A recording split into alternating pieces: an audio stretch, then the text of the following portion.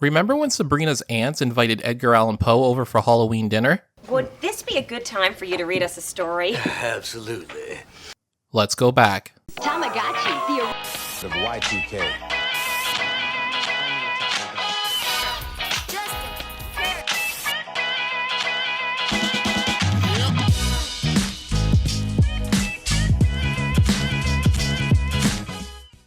It's that time of year again, Spooktober, and along with Spooktober, it has become a tradition on this channel to watch a TGIF lineup from the past, and this year will be no different. You know the gist of it by now. Let's get right into it with Boy Meets World at 8 p.m. Friday, TGIF says, trick or treat!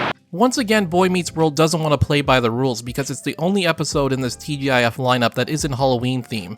Which I give them a pass this time because this is the setup episode for Cory and Topanga's wedding next week. If you're only here for the TGIF Halloween episodes, feel free to skip ahead to the Hughleys, which aired at 8:30. But for the rest of us, let's start with Boy Meets World, an episode called They're Killing Us. The episode begins with Cory and Topanga speaking to an unknown person in front of a black background, as they discuss the disaster that is planning their wedding. We see that Topanga picked out these interesting looking bridesmaids dresses for Angela, Rachel, and Logan, who doesn't hold back her thoughts on the dresses. We look like clowns! She continues to beat the dress with the umbrella that's part of the Southern Belle Ensemble. Then Cory discusses how hard it is choosing between Eric or Sean to be his best man. Sean tells Cory he should choose Eric because it's the right thing to do, but Cory worries he will mess up the rings or something even worse. Eric comes in and tries to prove he could be the best man by picking Cory up, but that doesn't play out well. Cory decides to go with Sean as his best man, but his parents aren't too happy about this, which honestly surprised me because it seemed very out of character for them to force Eric as his best man, but that is exactly what they do. However, Eric celebrates by lighting a sparkler and setting the house on fire. He's out! Sean's in! Topanga's talked into trying on Amy's wedding dress, but it looks like this. Amy explains how the dress has been in the family since the Civil War, and Topanga doesn't have the heart to tell her no. They decide to hire a wedding planner to make things a bit easier. The planner is a bit taken back though when she realizes the place they chose for the reception only seats 65 people when they invited 270 to their wedding. Alan tries to cheap out on the wedding band by bringing in Mr. Feeney, who agrees to be the wedding band for the night with his jazz group. Sean comes in an attempt to save the day when he forces the girls to say something nice to Topanga about the dresses, but Morgan can't do it. Then Eric comes in despite Jack telling him not to do what he's about to do, and makes a proposition to Topanga since he can't be the best man at their wedding. If I can't be the best man, then I'm gonna be the groom. It doesn't go over well for Eric. We finally find out who Cory and Topanga have been speaking to this entire time, and it's everyone. They tell them they want to have a small wedding next week instead of planning a wedding for 8 months with all of them. The episode ends with Cory and Topanga inviting us to their wedding next Friday at 8 p.m. and even say you can RSVP at coryandtopanga.com, which unfortunately no longer exists, but thanks to the Wayback Machine we can see what the website looked like. This episode was fine, but there seemed to be a lot of people out of character, like Feeney, the parents, and even Eric was on a different level of stupidity in this, and he felt cartoony. Sparklers are fun. Maybe I'll cover Cory and Topanga's wedding on here one day, but for now it's time to move on to 8:30 with the Hughleys. Something really scary. The Hughleys Witch Project. None of this is my fault! The whole reason I chose this particular year for TGIF Halloween was this specific episode. It's one of those cases where I didn't remember much about the Hughleys, but part of this episode has always stuck with me. It's weird how the brain works like that. What I remember from this episode is that it was a Blair Witch Project spoof, and something to do with a bloody sweater that turned out to be cinnamon hearts, I think. Let's find out together as I revisit a childhood memory that has been stuck in the back of my head every Halloween for over 2 decades now. The episode begins with Daryl and his friend Sap watching It's the Great Pumpkin, Charlie Brown. What a blockhead! We also get a cameo from David Arquette, who has absolutely no impact on the plot of the episode. He plays a guy who's trick-or-treating, and it's seemingly only for people to go, "Oh, that's David Arquette." Yvonne and Sally are getting ready for the Halloween party when the guys come running in after setting a bag of poop on fire on one of the neighbors' front doors. They reveal that they're going to let the kids trick-or-treat alone this year, but Daryl, Sap, and Dave are going to follow them and scare them. I'm gonna scare those kids so bad they'll need more therapy than that little kid from 6 Sense. When the kids come down ready to leave, Daryl tells them not to cut through the woods and tells an elaborate story about a coyote man, saying that every year one kid goes missing. After the commercial break, the 3 guys are seen waiting outside with a coyote mask and a video camera. 3 men recording children at Halloween isn't a great look. Well, I had to ask you, Dave. 2 black men sneaking around a strange neighborhood ain't gonna fly without a white guy to vouch for 'em. Dave puts on the mask and scares 3 kids, but uh-oh, they're not their kids. They realize they lost them and need to cut through the woods to catch up with them, but Sap doesn't want to go in there because of the Coyote Man, not realizing it was a story Daryl made up. The kids come home from trick-or-treating, followed by a police officer and the parents of the children that the guy scared.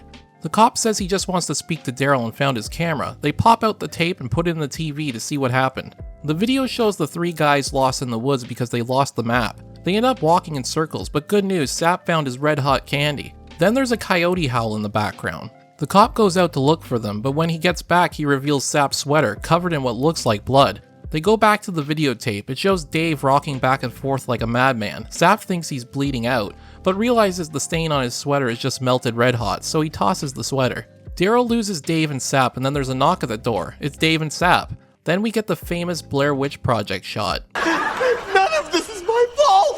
Daryl drops the camera and runs. Then the lights in the house go out and the Coyote Man runs into the party to scare everyone. At the end it is revealed that it's Daryl's plan all along to scare everyone. The parents, the cop, the Coyote Man were all actors working for him. Missed opportunity to make David Arquette the Coyote Man here, but what are you gonna do? If you're wondering how much something like that would cost, it cost Daryl $2,500 and a bottle of booze to pull it off.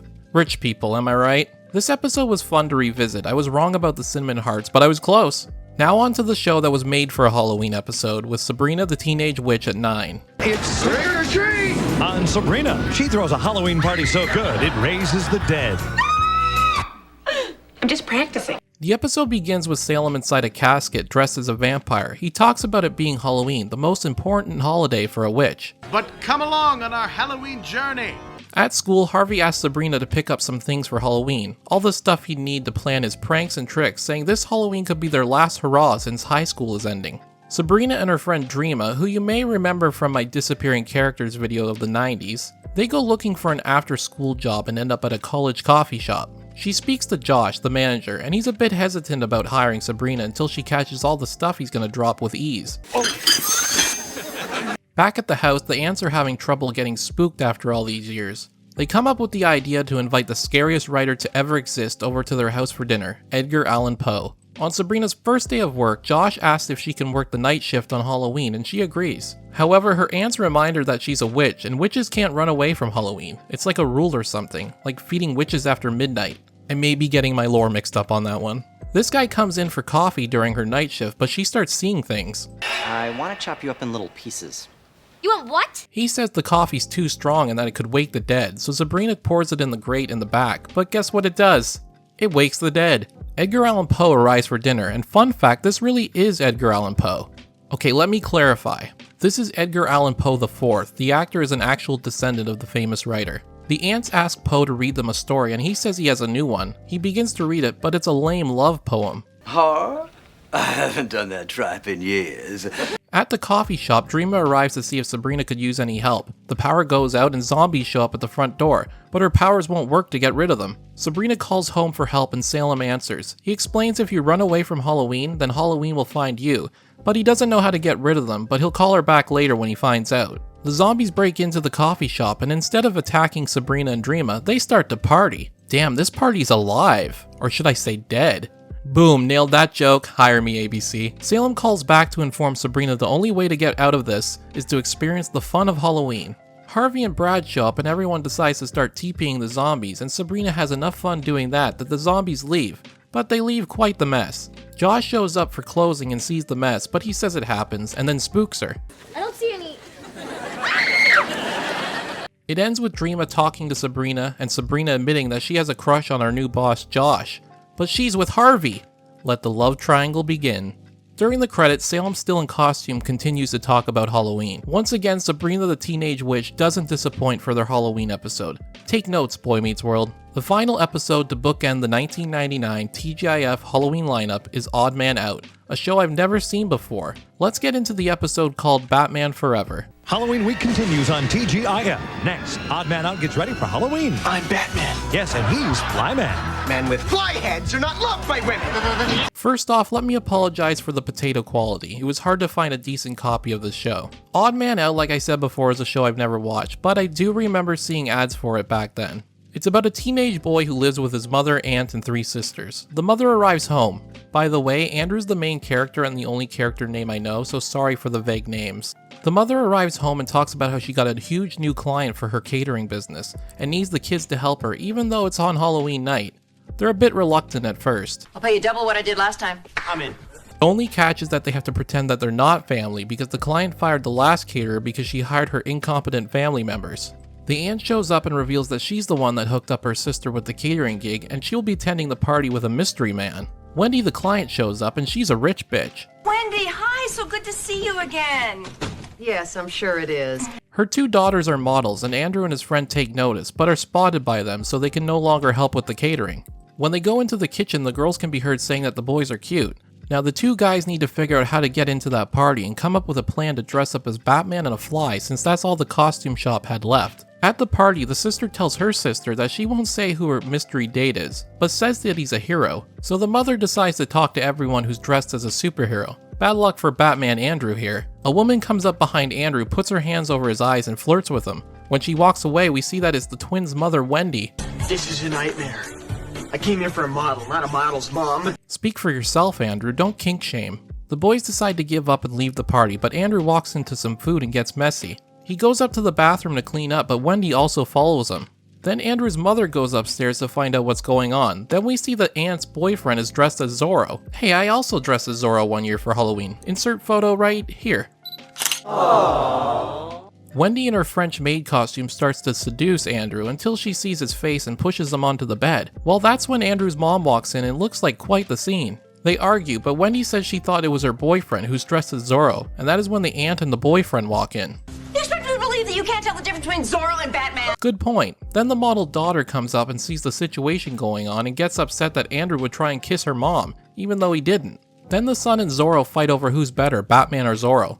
Also, side note, this guy is clearly dating 2 women, Wendy and the aunt. Why would you take one of your girlfriends to a party your other girlfriend is hosting? I don't think the elevator goes up all the way for this guy. Anyway, all of this classic sitcom misunderstanding culminates in this scene. Jerk. Creep. Loser. Sicko. The episode was fine, a bit much though as well. It felt like they tried to squeeze a lot into the 22-minute episode. And that concludes the 1999 TGIF Halloween lineup. So spooky. Now all viewers had to worry about back then was Y2K in 2 months' time, even spookier. If you enjoyed this video, be sure to like and subscribe. Just be warned, if you don't like this video, there's a good chance you're only going to get candy corn in your trick-or-treating this year. I don't make the Halloween YouTube rules, don't come at me. Happy Halloween, everyone.